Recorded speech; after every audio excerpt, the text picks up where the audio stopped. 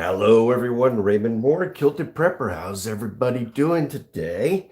It is, what's Wednesday? Wednesday. Hey, Lori, how you doing? Coffee with Ray. And I thought what I'd do is show you today how I collect tomato seeds. And so we've got some really nice tomatoes. Now, this one is getting kind of on the old side. And so I thought I'd, use it for one, dehydrating, and then two, collect the seeds. So I'm going to do that. And then just so you guys know, these are hillbilly. That's the brand or the type of heirloom this is. And then these are Cherokee. And that's what we planted this year. Now, here's something interesting.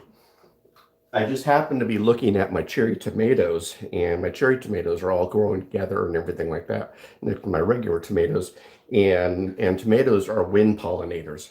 So the wind and everything helps pollinate. But it's interesting here.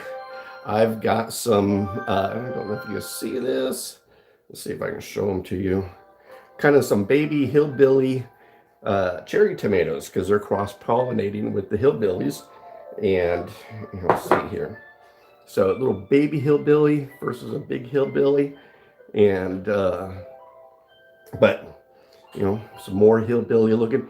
But they're cross-pollinating. And I just thought it was very interesting that some of my cherry tomatoes are getting that hillbilly kind of look. And in fact, here, let me show you another.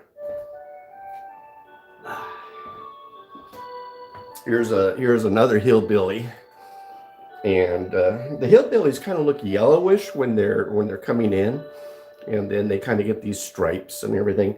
But they're a very meaty tomato, and then also they have kind of a floral aroma, whereas the Cherokees have a more acidic, tomatoey smell and everything. But they make nice, beautiful tomatoes. But both of these, I think, are in kind of the beefsteak family. Both of them are pretty meaty. And so, but these are seeds that I want to save for next year. And I thought I'd show you how I do it my style. So, hey, Kim. Hey, Sherry. So let's see if I can kind of lower this down a bit so that you can see what's going on. And twist it over here. And hopefully you guys can see this okay. So yeah, there we go. Now, just to show you here, things I'm going to be using a ramekin to collect my seeds. I've got a little paring knife, and then I've got a slicer. Now, these are Shun Knives, and I like using Shun. They are on the expensive side, but they are a knife that's really great quality.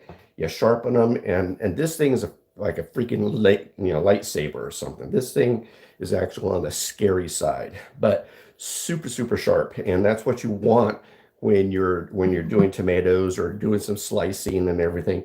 And so what I'm going to do here is core this puppy out, because I'm also, as you can see, I've got my dehydrator trays here. And so what people will do is squeeze the tomato, kind of squeeze the seeds out and everything. I don't want to do that. No. What I want to do is I want to save this and dehydrate it. So I'm going to cut some slices here, and you can see I'm kind of doing it a quick sawing style. Now here you can see I've got some seeds.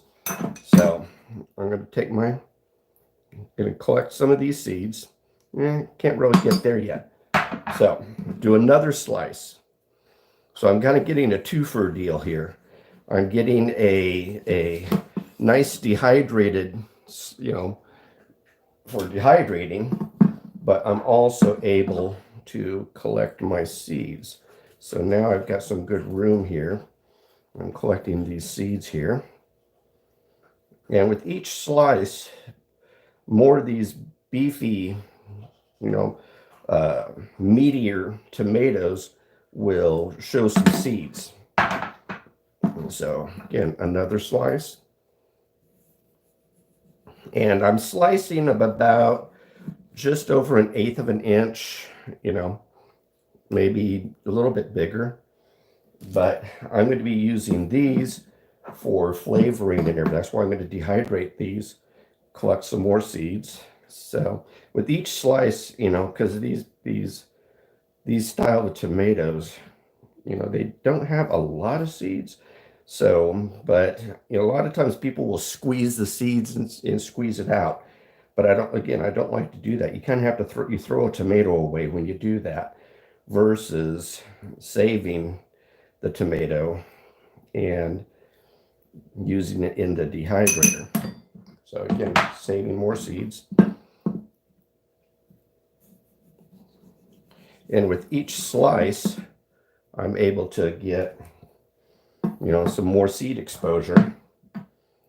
And again, saving these seeds. But these hillbillies were really, really good. Very, and you can see there's very meaty. So lots and lots of flavor. They tend to be a little on the sweet side, but very floral in aroma as well as taste. But I really like them because they just get gigantic. So,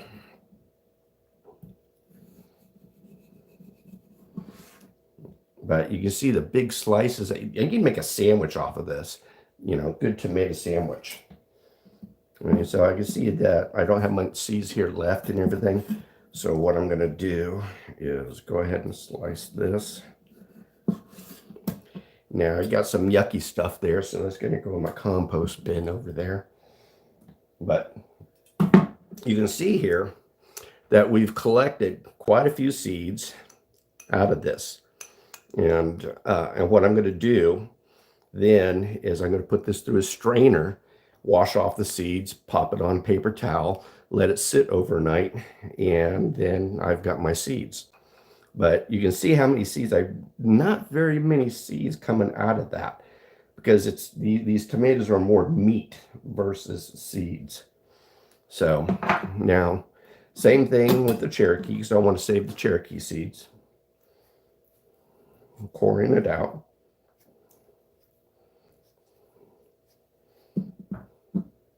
Throw that in my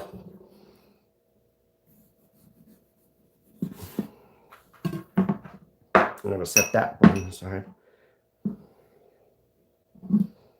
Let's get one more slice so we can get some good seeds. I have some seeds here, so what I can do is save those. But I'm also doing this to save the tomato itself because I wanted to hydrate it. And again, I see a lot of people, what they do is they just squeeze the tomato to get the seeds. But I think you're kind of wasting a tomato. Now it's interesting, this tomato I'm able to really get in there and get a lot more seeds. And the Cherokee is a nice tasting tomato, very typical tomato taste, you know, good acidity, good taste. Yeah, that very much, you know, typical tomato flavor. Now, as you can see, I got a lot of seeds out of this one here. Let's see here, you can see. So that's quite a few seeds that I got. All right, so what I'm going to now do is slice this puppy up and stick it on my dehydrator tray. And let's harvest some more of these seeds here, because I'm seeing some more.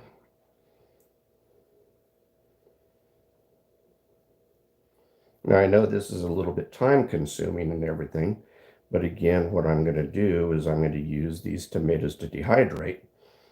And things that you can do with this is use these tomatoes that you dehydrate because they're very full of flavor. And because they're heirlooms, they taste really good.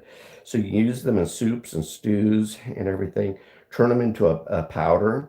Or another thing that you can do is cut them up, chop them up, and add them to olive oil and create kind of like a sun-roasted olive oil or sun-roasted, quote-unquote, sun-roasted tomatoes. But you can do the same thing with that and, you know, get a really good tasting sun-dried tomato in a sense. But that's how you make sun-dried tomatoes if you don't want to dry them in the sun. So, but you can see we collected quite a few seeds off of this one here. So adding these to the tray. But let's do another slice here. But again, I'm using Shun Knives. These are great knives. Great, you know, it's worth the investment. I believe in getting good tools for the job. But again, this thing's like a freaking lightsaber. It's so razor sharp and everything. But I keep my knives razor sharp. This is my little paring knife again. And what I may do is put some links in below so that you can get these. But they are pricey, but they're worth having a good tool for the trade. If you're going to be doing a lot of slicing like I do a boatload of slicing during the harvest season. So get a good knife that's going to hold an edge for a while versus having to sharpen it over and over again. A dull knife is a dangerous knife. And so you don't want to be having dull knives. You'll cut yourself all the time. Especially doing tomatoes, you want a good clean slice versus, you know, something that you got to hack through and everything. So a good knife is worth the money, and it will save you time, effort, and you'll be glad that you did. So what I got here, we got some great Cherokee seeds, and we got some good hillbilly seeds. Now I'm going to put these through a strainer, run them through water, wash off all the mucusy part and everything, put them on a paper towel, let them dry overnight, and I've got seeds. So that's how I save my seeds without doing the squishy tomato method. And that way I'm able to save, you know, these tomatoes here and dehydrate them and use them for other things. So, but hopefully this is something that you've enjoyed watching, and I've enjoyed sharing it with you. And so that's everything, folks. Saving seeds with Raymond Mhor. So, coffee with Ray. So, we'll see you. Goodbye. God bless. And kilt on.